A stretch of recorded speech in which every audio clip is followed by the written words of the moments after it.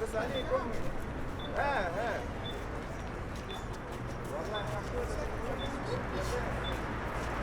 crois que, effectivement, pour marquer les mémoires et pour qu'on se sente encore vivant, ce type d'espace et finalement cette démocratie que vous créez aujourd'hui nous fait beaucoup de bien et finalement nous permet de rester debout 3 ans après ces effondrements. Justement, peut-être que la problématique générale serait de savoir comment est-ce qu'à long terme on continue de fabriquer ce politique-là dont vous êtes à l'initiative. C'est ce qui me paraît intéressant, notamment au regard voilà, des personnes qui sont en présence, mais aussi une manière aussi d'inscrire ça dans le temps long, parce qu'à mon avis, effectivement, pour les personnes qui militent ici depuis longtemps, on sait très bien que ce sera une démarche d'ordre structurel et qu'on va passer par des moments de travers, des moments d'errance, mais que comme la lutte est très très très difficile, l'idée c'est peut-être d'inscrire effectivement une régularité, mais que ça fasse l'objet peut-être d'un espace en grand groupe, que ça fasse voilà, l'objet d'un espace après les ateliers. Oui, normalement après les ateliers on se retrouve en cercle et on fait une petite conclusion de tout ça et on va un petit peu faire un tour de table de comment on ressent ça et qu'est-ce qu'on en retient. L'objectif c'est quand même qu'on regarde nos rêves, etc. Donc quelque chose de réaliste et réalisable. Est-ce que vous voyez, est-ce qu'il y a des choses qui nous a rejoints? Bonjour, ouais. Mettre en avant la piétonisation totale de la rue d'Aubagne en tant qu'axe privilégié qui fait le lien entre la Canebière et finalement le lieu court Julien, la Plaine, et que ça soit aussi une piétonisation emblématique. La rue d'Aubagne est emblématique aujourd'hui de fait par le drame qui s'y est passé. Donc voilà, c'est ce que je voulais qu'on mette en avant, si possible, le noter. Piétonisation.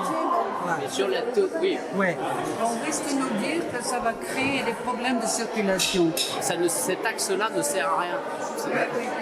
Les voitures roulent à 5 à l'heure parce qu'il y a trop de monde. C'est pas la peine de se faire un axe routier. De toute façon, il faudrait que ce soit ouvert pour les livraisons, etc. Oui, voilà, pour les banquiers, je mentionnais tout à l'heure. Tout ce quartier va être complètement rénové. Donc, à terme, j'espère qu'ils vont trouver des endroits pour faire des lieux sportifs. Un endroit pour les enfants pour pratiquer un sport qu'ils aiment. Parce qu'à l'ouest, c'est difficile de les activités. Ça rentre dans ce que je disais tout à l'heure. Tout ce qui manque, on veut le mettre là. Je pense qu'effectivement, on ne pourra pas tout mettre là, tu as raison. Mais on peut imaginer, voilà, moi je suis plutôt sur ce truc-là, effectivement, une approche globale avec plusieurs usages et trouver les archis qui inventent quelque chose. Parce qu'il y a eu des effondrements, tous les délogés, il y a eu beaucoup de solidarité sur la cuisine, les repas, tout ça. Donc ça ferait partie de la mémoire aussi, quelque part. Après, la solidarité, après c'est sûr qu'il faudra trouver une association qui le gère, mais il ne faut pas s'en interdire. Moi je trouve que c'est une bonne idée, la cuisine, je sais pas. Et installer une cuisine, c'est lourd. Hein. Ça veut dire un immeuble dans lequel il y a un espace soit au-dessus, soit à part, qui serait un espace cuisine pour des cuisines collectives. De jeunes qui nous ont dit les vieux il y a 15 jours, vous avez raconté n'importe quoi. Donc, il n'y en a que 2 qui ont résisté, mais à un moment ils s'étaient 10 autour de nous. Non, j'étais avec vous, moi. Ok. Ils ont beaucoup de choses à vous apprendre. Il faut penser à tout le monde. Il y a des gens, moi je connais des gens qui C'est intéressant de faire un centre social qui regroupe plein de choses que de créer des bars, des restaurants. Non, mais eux, ils veulent que des équipements pour les assos. Non, mais je dis pas qu'ils n'ont pas le droit de penser comme ça, mais c'est-à-dire, nous aussi, en fait, on dit, c'est-à-dire, comme je dis à Rachid, on est l'avenir de notre pays. c'est-à-dire tu es un Hitler, c'est-à-dire on doit se débarrasser des personnes âgées. C'est l'avenir de... On est l'avenir, c'est-à-dire, Il y a des personnes, mais il y a des personnes vraiment qui... Non, mais je me mets aussi à la place des autres, que ce soit des vieux, des jeunes et tout, mais... Un peu moins l'avenir, moins Ah bon, que non, toi. du tout, moi. C'est même je dis... grandir mes enfants que je pense à autre chose, à un projet, pourquoi pas. Et ce qu'elle dit, c'est très intéressant parce que moi, quand je suis un papillon, je suis allée dans les lieux des effondrements.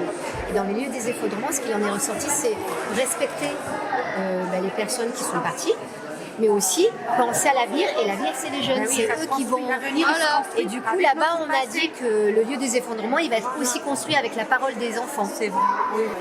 Oui. Est-ce qu'il y a des solutions qu'on peut imaginer? On va peut-être, enfin je trouve, avant l'imagination, on en avait parlé à la dernière rencontre, il y a quand même la boîte noire de l'ANA, qui est un peu une forteresse. La boîte noire de l'ANA. Et l'ANA, pour... C'est, je veux dire, pour bénéficier des aides ANA et comprendre et tout, il faut être beaucoup plus intelligent que moi. Enfin, je veux dire, c'est une boîte noire pour moi. Hein. Je demandais des critères. Enfin, je veux dire, il y a des travaux. Vous avez demandé qu'on vous recontacte et ça n'a jamais été fait, c'est ça? Non, les rue de la République, ils m'ont dit, ah ben ça, je posais des questions pour mon immeuble par rapport à l'ANA. On m'a dit, ah ben non, on ne peut pas répondre.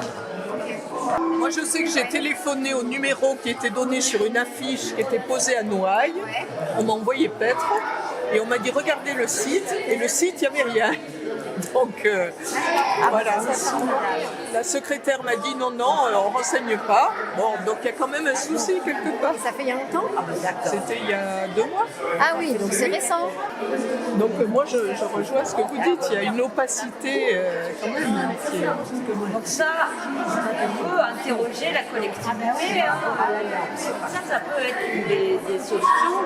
Comment ça se fait que les gens n'ont pas la bonne information, sont mal orientés? Et pourquoi ne pas demander à ce que la mairie fasse une réunion avec l'ANA? On nous explique. Bien sûr, c'est un service public. Il parle. Mais il ne fonctionne pas. Et en fait, tout ce qui se dit ici, l'idée c'est que pour la suite, il faut qu'on ait un espace pour suivre les échanges et créer des groupes de travail et en fait que ça se formalise.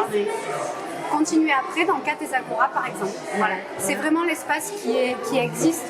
Ça serait bien. Continuer. Et voilà. Mais une fois qu'on est sur une dimension plus collective, on a plus de portée, on le sait. Et moi je dis que si on ne fait pas comme ça, on va finir donc tout. Si on n'est pas ensemble, on se casse la gueule. Chacun de son côté, on ne sait pas ce qui se passe. Alors. Et du coup, après la suite, Ou des fois le une week-end. activité. Entre parenthèses, culturelle, artistique et radio. École. École? Ouais, école. Création d'un centre social, je l'ai mis en rouge et en gras. C'est le plus intéressant, je pense. Crèche. Mon crèche. Oh là là. Création de crèche, en fait, c'est dans le centre. En fait, c'est le centre social, il y a tout ça là. Crèche, création. École. Écrivain, expliqueur. Voilà, donc moi ça me tenait à cœur de participer avec vous à travers ce forum ouvert, parce que moi je trouve que c'est un outil de rencontre qui est magique et qui permet à toutes les personnes de prendre la parole. Et c'est pas évident dans des concertations en fait que tout le monde prend la parole, quelles que soient les personnes qui habitent dans le quartier. Je me dis qu'on est tous légitimes en fait à parler de ce quartier, parce que ce qu'on veut c'est juste ne pas laisser ce quartier être gentrifié comme pas mal de quartiers qui le sont dans d'autres pays. Mais aussi à Marseille, ça va en galopant et pas que dans le centre-ville. Hein. Je trouve que les journées au Forum Ouvert, ça nous aide à réfléchir sur le quartier et à pouvoir penser sur le quartier, avoir des idées pour le quartier, pour enrichir le quartier. Et j'espère que tout ce qu'on a fait sera là.